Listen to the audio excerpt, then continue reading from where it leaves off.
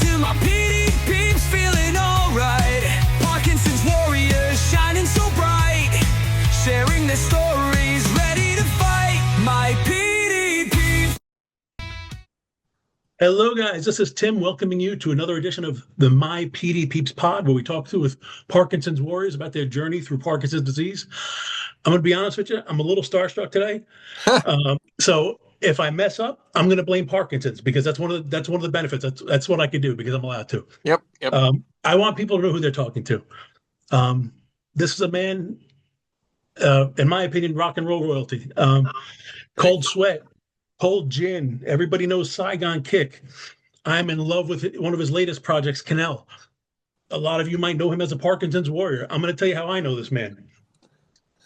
It's not every day that you get a chance to thank somebody who helped you with women or girls in high school back in the 90s. So if you're one of those girls that was standing on a corner in Bayonne, New Jersey, and you saw this really cool two-door Dodge Neon stroll down, and all you heard was, "Love is on the way." Yeah, there you go. We're going to thank this gentleman right here. Excellent. Thank you so much, rock and roll legend, Chris McLernon. How are you? Thank you so much for joining us, man. Thank you. Thank you for having me. It's a blast to be here. This is so cool. Like I said, I'm a little starstruck, so hopefully we won't have to edit much. Listen, I would say who you having on here.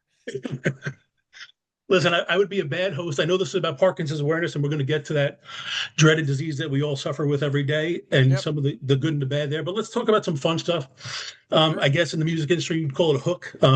Let's get the audience happy about what we're talking about and keep them wanting to listen. So let's just talk a little bit about some of the unbelievable things that you've done. Briefly, where did you start? Like, what made you want to get into music? And I'm going to assume the Beatles, like everybody else, maybe not. But then also, you're dead right, Beatles. Okay, so tell me about that moment, and then also tell me about the moment where listen, not everybody wakes up and says, "I'm going to be Eric Clapton." When did you realize not only that you wanted to do it, but that you could do it? Beatles. Well, I was living in Ohio at the time, and there's a channel in Cleveland called WUAB, and they were playing for some reason Hard Day's Night all weekend. And I saw that, and I already played guitar a little bit, but my guitar had broken, so I need to get it fixed. So that movie made me go get it fixed because it was the first time I saw music as being fun. They were smiling, they were having a good time, they were smart asses. It was a blast. I'm going, wait a minute. The nuns at Our Lady of Grace didn't really tell me much about this part. So, Looks too cool. Right, yeah. So then you start playing and realizing, hey, I'm pretty good at this, And I don't try, because I was a jock up until that point. I mean, which I was good at. My cousin, also from the same town, and my godmother's son, played for the Saints and the Patriots. So, wow. Yeah. Like me, not a big guy, big guy, but, big hands and quick. So he, so we were both kind of marveling. We came from this tiny little town in Ohio. How do we do that? And I think it was we both had, for the lack of a better phrase, love of the game.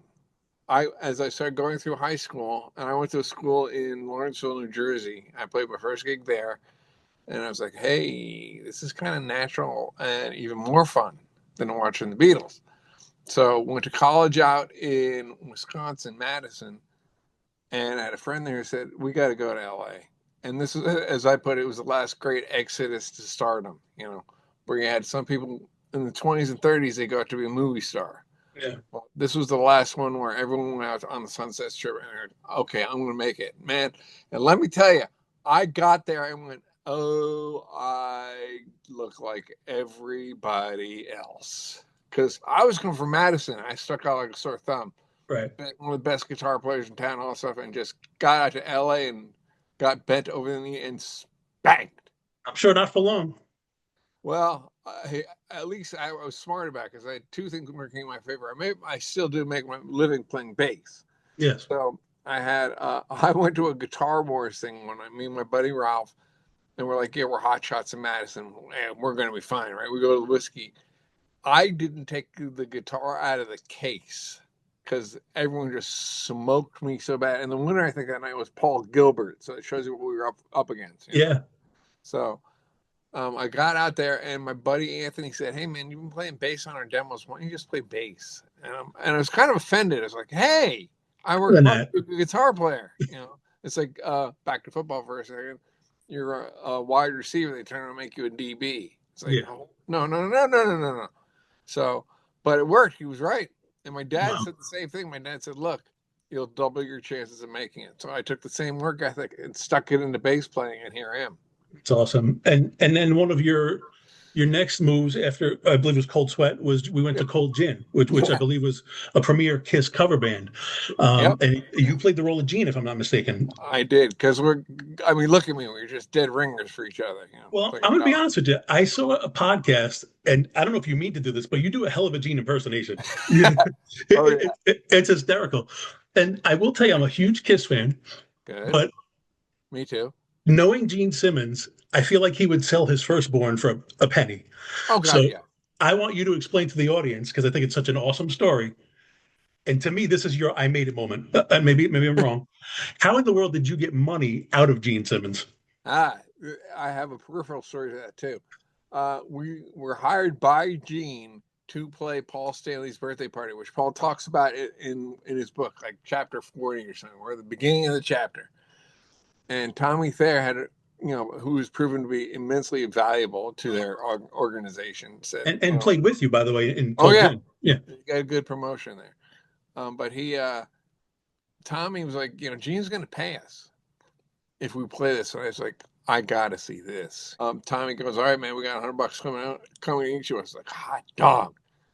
I wish I still had the check. That would have been brilliant if I'd been forward thinking enough. But later that night, we're standing there, and some guy says, hey, Gene, you look really good, And he goes, well, I'll tell anybody. I had lipo. I'm thinking to myself, oh, my God. And the guy goes, well, how much was it? He pulls out his wallet, and he goes, don't put that in front of me. I'll take it. So he's unabashedly Gene Simmons. There's everything you've heard is true and more. And But let me there's ask two you, Genes. There's Gene the rock star and the legend, right, and there's Gene the guy who's in a band like me. right. So it's fun to watch him turn the switch on and off, because when you get Gene the rock star, you want to push him in the dirt. He'll probably tell you from what I've seen. He I don't think he thinks of himself as a great bass player, but I think he is. I Totally mean, agree. He's a great bass player. now, did you guys have a lot of interaction with them? Like, Oh, did yeah. they have? I'm sure you did. As far as with what you were doing, trying to mimic what they were doing. I mean, was there a lot of feedback from them? Oh, absolutely there was. Both of them, mostly Paul, because he's such a mental archivist, would say, okay, you guys are playing that riff right. Like, for example, there's one on Cold Gin that we were just missing a subtle little thing, but it made the song sound correct. Right. So Gene would say, Gene was the one who told me that the eggs were the secret to the blood. Eggs and red food coloring. And you'll see these recipes for yogurt and the egg shells. Nope. He No. said it's raw eggs and don't break the yolk. I said, how Wow. come? He said, because you want to kind of gloop out real quick. I was like, all right, go. And guess what? He was right. And I'll tell you what, Tommy Thayer was perfect. I mean, for that band. Yep. I mean, I'm surprised we couldn't get rid of Gene to get you in there. I mean, I don't know what happened, but I know. Greedy But- bastard. what really? I mean, but what an unbelievable way to start. I mean, and then obviously, you move on to the legendary band, Saigon Kick. Yeah. Huge hits. I mean, you were with them for a long duration of time. I mean, like I Yeah. said, who hasn't? I can't imagine how many times you've played "Love Is on the Way" in your lifetime. Oh man, there was one section when it was a hit. We played it, including the show, I think 8 or 9 times in one day. And I'm fine with that, man, because that's what I mean. There are Paid the bands bills, that get right? tired of it, but you've worked your entire life for this. Don't complain. I mean, you had to have so many of those I made it moments along the way. I Yeah. mean, you have such an unbelievable story. And not to just jump past Saigon Kick, but I know everybody knows that. I got to tell you, I love Canal. I absolutely thank love you. it. I could be wrong. I'm certainly not the music buff that you are, but I listen to it and I hear. Listen, I think your voice is a little Ace Frehley-ish. And I hope you take that as a compliment because I think it's awesome. I hear Canal and I hear Thin Lizzy meets Ace Frehley and a little bit of Shinedown mixed in there. I don't know. Well, Thin Lizzy for sure. The assignment for myself was take a record and try to write it for as if Thin Lizzy was going to record it tomorrow. Okay. So, and then Shinedown is easy because they're friends of mine, so I get to hang out and pick their brains. so that helps.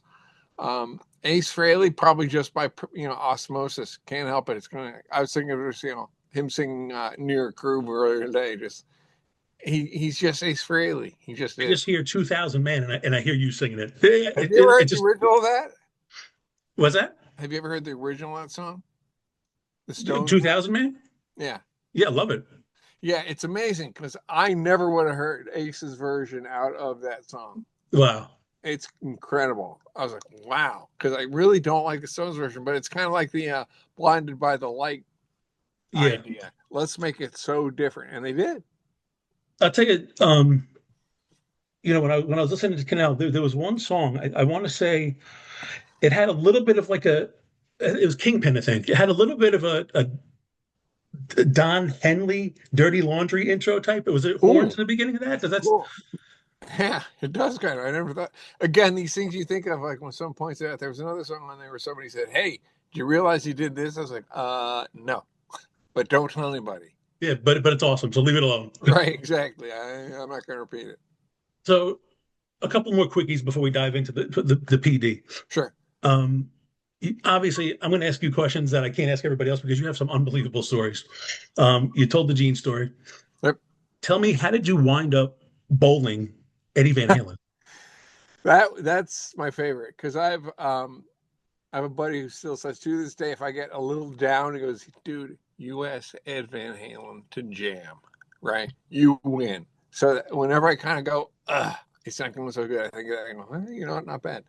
So Ed was producing a band called Private Life, and they were rehearsing in Sound City, which you had mentioned in your email. Love it. So Sound City was the rehearsal rooms were across the street from the actual studio. So I came out of rehearsal one day because our singer had, on the day we were getting signed, quit and joined a lynch mob, which we were in the process of looking for Roy Cathy, and we hadn't found him yet. So I walk outside and I'm fooling around and I'm singing this song called High Wire by Badlands, right? Yeah. And there's this fuzzy-headed guy with like one of those big old brick Motorola phones, and he's like, and a short dude. And I'm like, I'm just going for it. I know him a lot, and he turns his head away, like, trying to get it off his call. So I'm, oh man, I'm sorry, I didn't mean to do that. He turns around and goes, "Hey, that's fine." I was like, holy shit, that's Ed Van Halen. And I walked about 5 more feet, came back and said, hi, of course, because I'm who I am.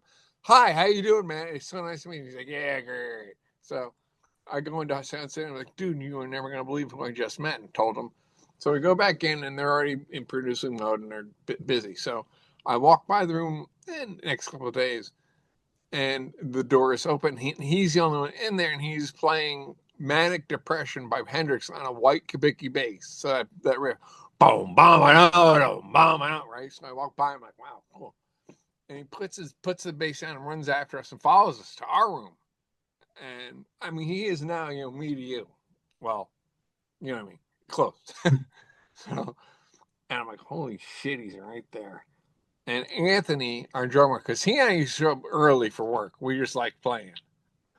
And so I turn to Ed and I go, "Hey, man," like I'm the king of hilarity. I said, "Hey, I play bass, he plays drums. You play guitar, like, ha ha, you're Eddie Van Halen. Wouldn't it be fun? Ha ha." And he goes, "Yeah, sure, what do you want to play?" And I'm like, oh my God. So Ant is now, it's like he's got a fish in his hands with the keys. He's like, "No, I can't get it right." Goes inside.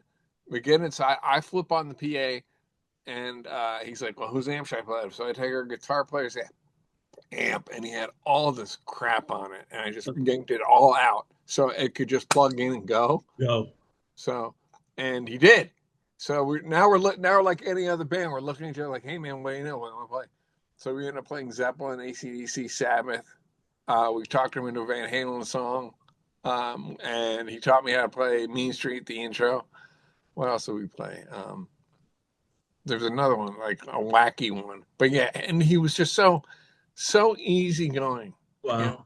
And it's been 30 years, so everyone now has Ed Van Halen story. But in 1990, they didn't really have him. Right. I mean, they're big. They still had Sammy, they're in a groom, but it's like everyone has a Gene story now. Everyone has a Ed story. And he was he's everything you wanted him to be. Right. He didn't disappoint. No, he didn't. because that guitar sound, when he rolled everything to 10 and just went hit an E chord and boom, boom, boom, boom, moved the hair on my arms and did not hurt my ears. Couldn't believe it. So yeah, that was the coolest one, because the idea that I could be friends with an idol of mine just boggled it. Just, are you kidding? Really? Me? How? And then you just shut up and go, don't ask how it happened. You're there. It Yeah, happened for a reason. exactly. But your talent got you there, and you know that. Yeah, it got me in the door, but did it keep me in the room? You know what I mean? No, So you've toured with a lot of big bands. I want to say Aerosmith, Poison, Extreme. You spent a lot of time with Dio. oh yeah, Um, we had the same now, management. Yeah. I'm going to be honest with you. I have a man crush on Dave Grohl. I think Dave Grohl is such an amazing musician. I don't know if you feel that way, but Oh yeah. we alluded to it before. You were in the documentary for Sound City. Yep. Did you interact with him at all? I mean, what can you tell me about Dave Grohl? Not, personally, not much, but it's been one of those things we've been on the periphery of each other's careers. Meaning, he's clearly bigger than his career. He's had more success than I have. But like with the Sound City thing, you're saying, a friend of mine got a hold of me and said, "Hey, we're doing this thing for Dave.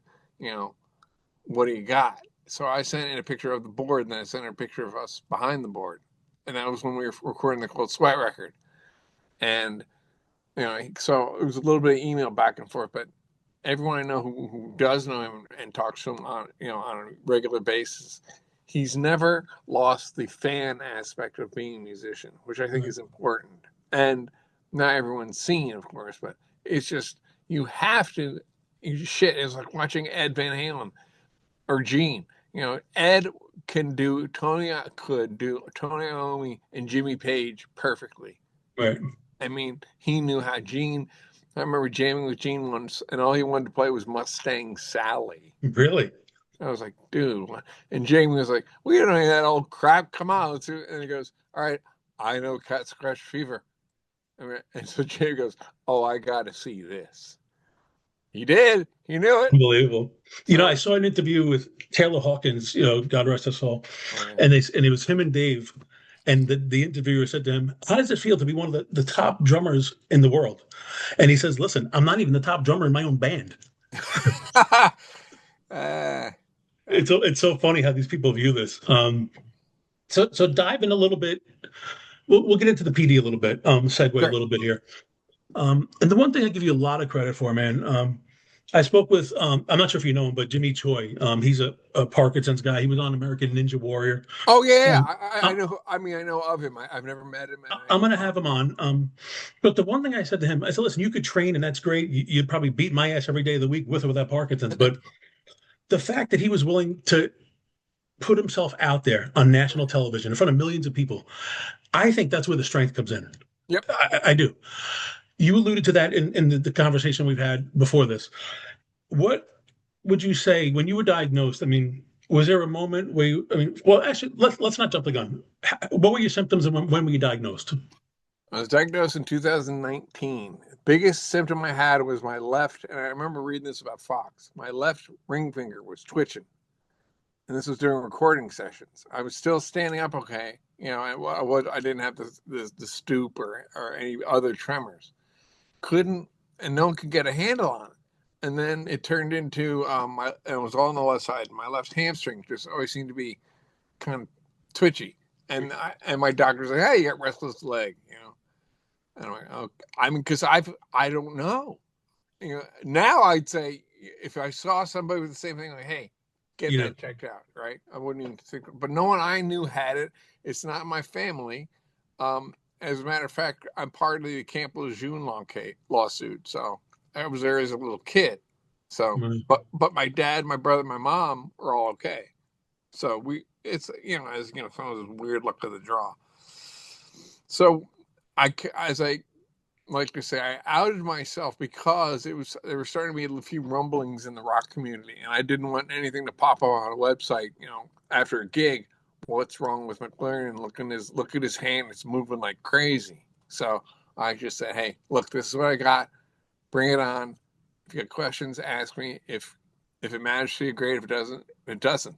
But the first couple of shows I did after that, I was really self-conscious, and I always checking with the guys. Like I remember saying to Jason Beeler, "What do you think? Am I attracting attention to myself?" And he's like, "Nope, I can't tell. I can't tell the difference." And these are people who know me well, And they know the music. Yeah, Like right. I'm not going to know if you make a mistake. They will. Right. So, but then it started getting to be a little too much. So I went on this drug called Rytari. Yeah, I'm on it. Or you're not. And it worked to a point, and then I started getting some dyskinesia, or as my wife would call it, I would get the Stevie Wonder head, you know, and which was okay because it would come on and off. As for those of you out there who don't know what it is, they're on and off periods. So on is, to me, was when the medication was working. Off was it wasn't, and I had like all off periods. So from there, the doctors, and I'm just looking at really aggressive, forward-thinking guys and gals who said, "You know what, you want to try this?" And I said, "What?" And this is called DBS. We're going to plant what looks like meat thermometers in your head and give you a battery. I said, "So I get to be a cyborg? This is awesome." And they said, "Yeah." I said, "What'll it do?" And the surgeon looks at me and goes, "It'll make that stop," pointing to my left side. And I was like, "Let's go." So we did that. And that was literally the turning point for me. And to be able to go back in, like the very first, you'll like this. The very first day I brought my guitar in with me. When you get the implants and then you get the battery, Right. They do them separately. So the second time I came in, I brought the guitar when they hooked me up and doing for the dollop, as I call it. And I played "Somebody Get Me a Doctor" by Van Halen. Awesome. Inside jokes, gotta have them. Well, that's why I kind of mentioned the Jimmy Choi thing, because, like I said, I feel like a lot of the strength is, and you said this to me off the air, about not being afraid to put yourself out there. Yeah, don't hide it. Yeah. Did it take you from first diagnosis mentally? Did it take you? I mean, I'm not gonna lie, it took me a year or so to just come to terms with it. It really did. Yeah. Like, at what point did you just say to yourself, "Screw this. It's part of me. It's not gonna define me. I have a great career. Right. I'm just gonna keep moving." I mean, was there a moment where that just kicked in? Yeah, and I think it was when I made the decision to tell the guys in all my bands, just like, this is what's going on. And a couple of them had no idea. They just heard about it. So they didn't know if it was fatal, because they hear Parkinson's disease. And then the first thing I think, well, so you're like Michael J. Fox? I'm like, well, he's had it for 30 years. He's progressed quite a ways. No, I'm not like that, but yeah, that's what it is. So when it came time to kind of rubber meet the road with the band, I think is when I finally said, all right, I'm just wide open.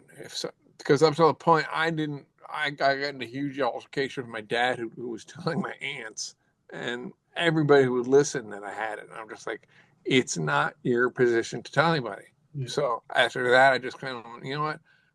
I'm going to go.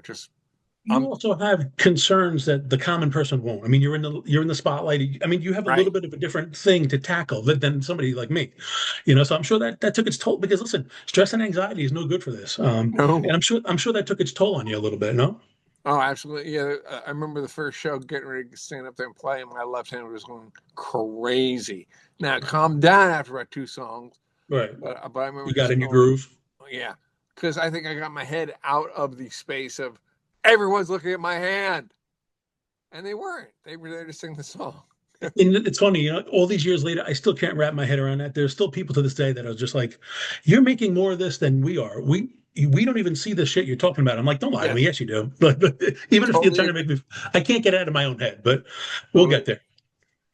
Totally agree. Because my first thought was, it's so obvious. Yeah. No, it's not. And like, as far as, I mean, I'm sure you've obviously taken, from a physical standpoint, very good care of yourself, just from being on the road, and obviously knowing people are going to look at you and you need to maintain yourself to a certain standard. Yep.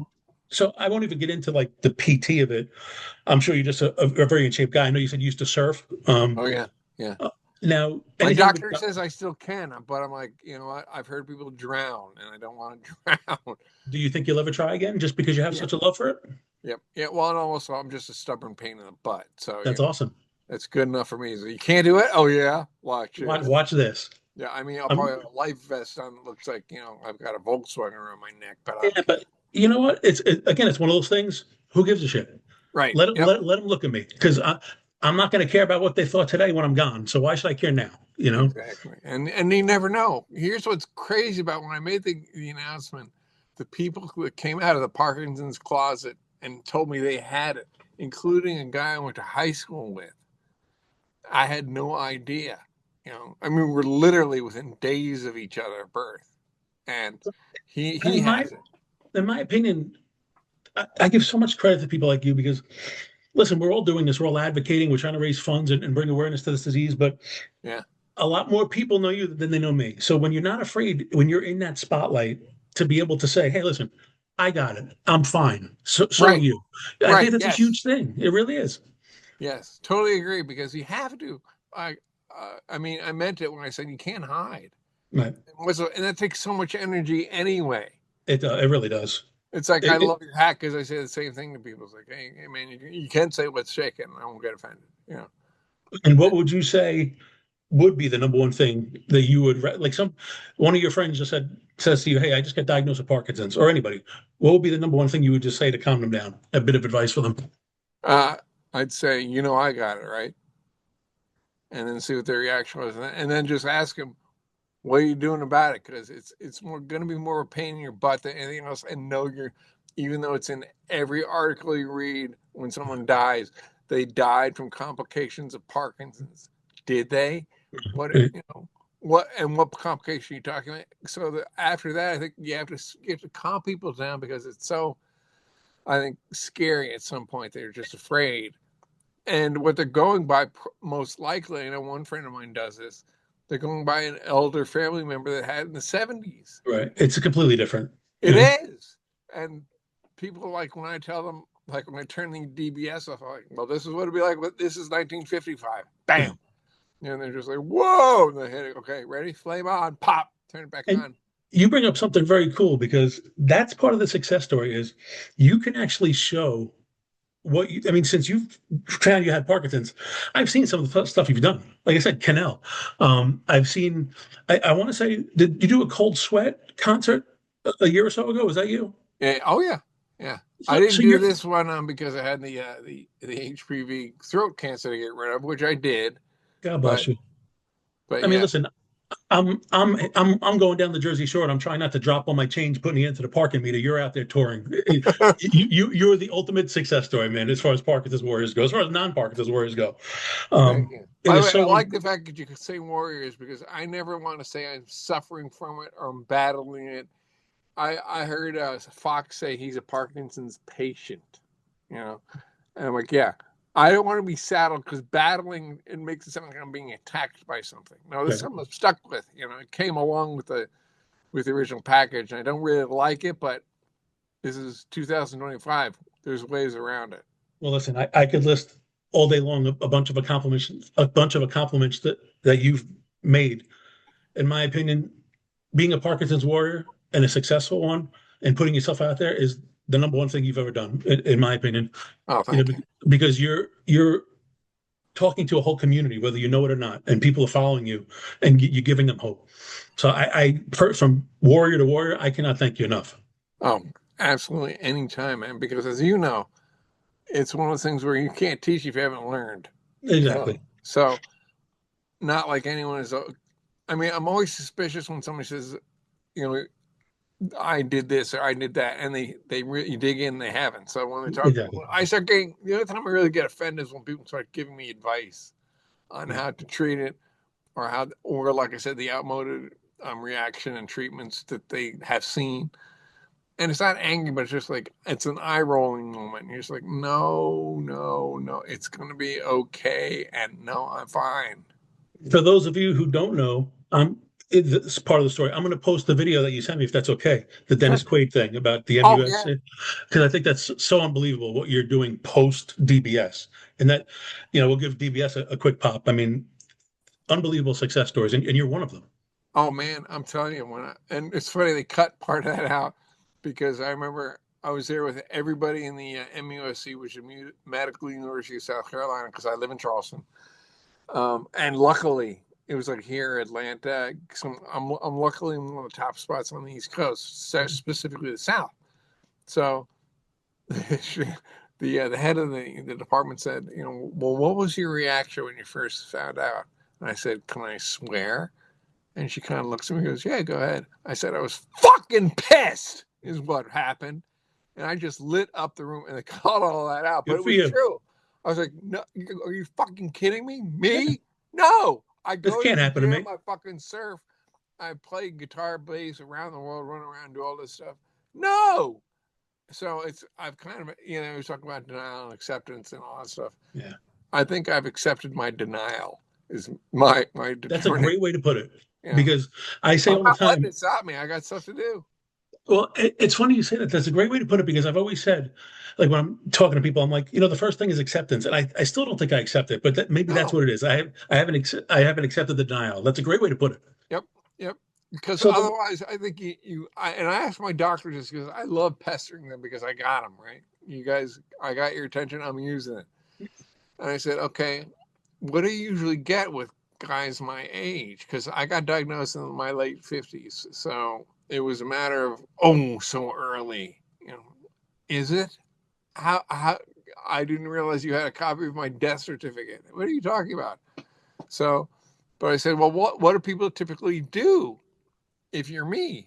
And they said, well, some do what you're doing, and it's not very much that we see that. They go in right. and they just tackle it and go. And he said a lot of them just kind of accept it and kind of ride the couch. And I was like, no, Not you, not in your DNA. not right, exactly. Other things may be, but not that. That's unbelievable, man. So the one thing I like to do is I like to add a little fun to this before we go. Sure. I like to we're gonna shake things up and do a little rapid fire. I'm gonna Okay. ask you less than 10 questions, Sure. a couple of quick word answers. You got it. Um, I'm from New Jersey too. I still live in New Jersey. There you go. Yep. And I Everybody in my think, family is from New Jersey, from really, West Orange, and all my brothers and sisters were born in Teaneck. So yeah, I'm all the right. only one who wasn't. I think I know this answer because I cheated and I saw an interview with you a while back. But I got to ask, Bruce or Bon Jovi? Oh, Bon Jovi. I knew that was the answer. Bon Jovi. First Van of all, because Halen or Van Hagar? Richie Sambora is just such a great guy. You can't fight that. He's just I so mean, do you see him getting back for a farewell tour? I don't know if John can do it from what I've heard. I mean, just I meaning literally seeing him, I'm like, dude, Yeah, you're gonna it, hurt yourself. it's tough. You want to go out on top, and Yeah. he's trying. He's had the vocal surgeries and everything, but But he did Van. a lot. He did a lot of miles on that chassis. Oh yeah. Now you might have a little bit of a tough time with this one. Van Halen or Van Hagar? Oh, Dave, I know. Dave. It's like that Better saying. front man or better vocalist?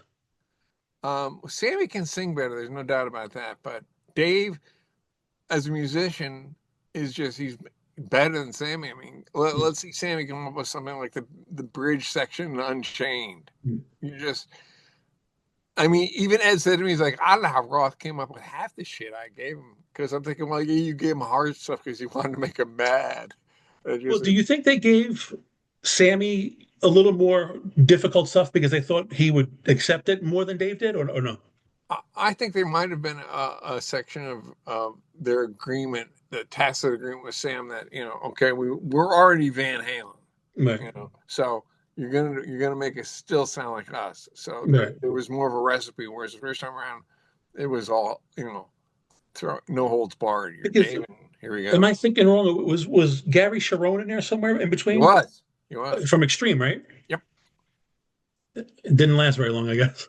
No, well, that was when the Dave thing happened. Dave came back on MTV and then blew up and all that. So, All well, right. so close. So, favorite guitarist not named Chris McLernon? Easy. I got a couple. I'll take a couple. Go ahead.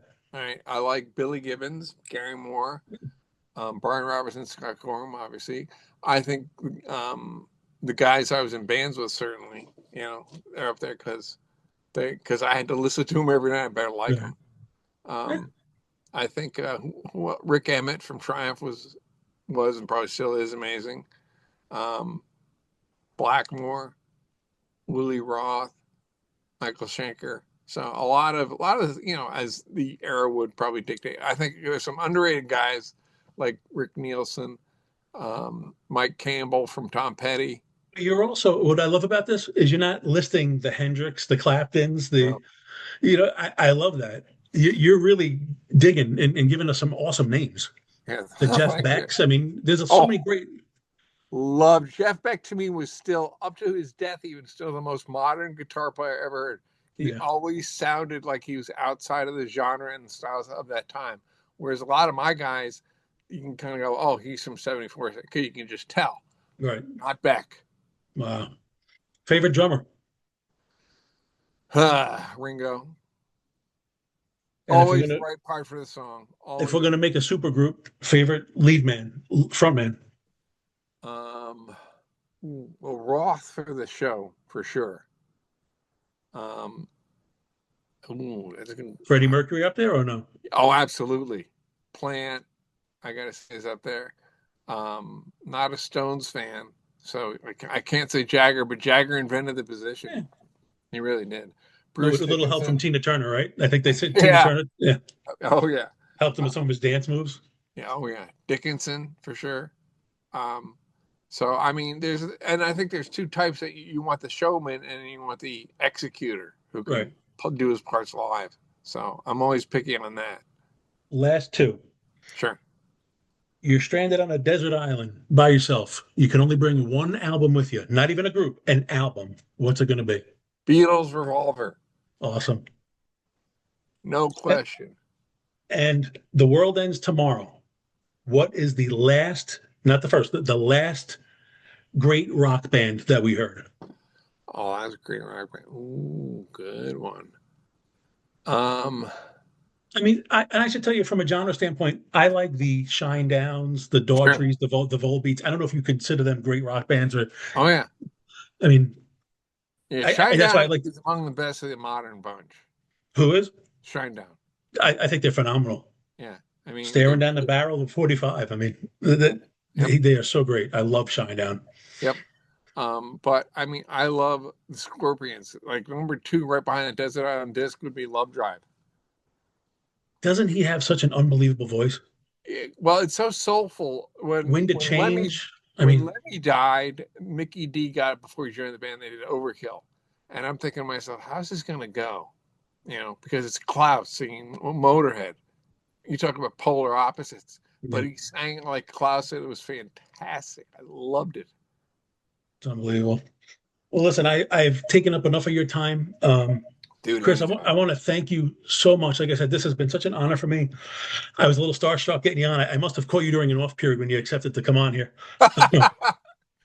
But this has been so cool. I'm going to remember this forever. I hope to have you on maybe again one day. We can talk a little rock and roll some more.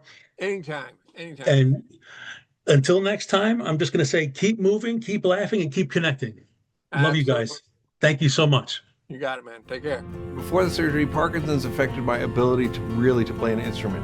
And the mental capacity I had was still there, but these physical things just kept eroding. As soon as I got the surgery, I could feel the difference. And I remember bringing my guitar, and I specifically played a Van Halen song that I knew I couldn't play before, but I hadn't tried it since I'd gotten the operation. So I brought it in and ripped it right out. Could not believe it. And the fact that I could play and play easily and play smoothly and professionally is just worth everything.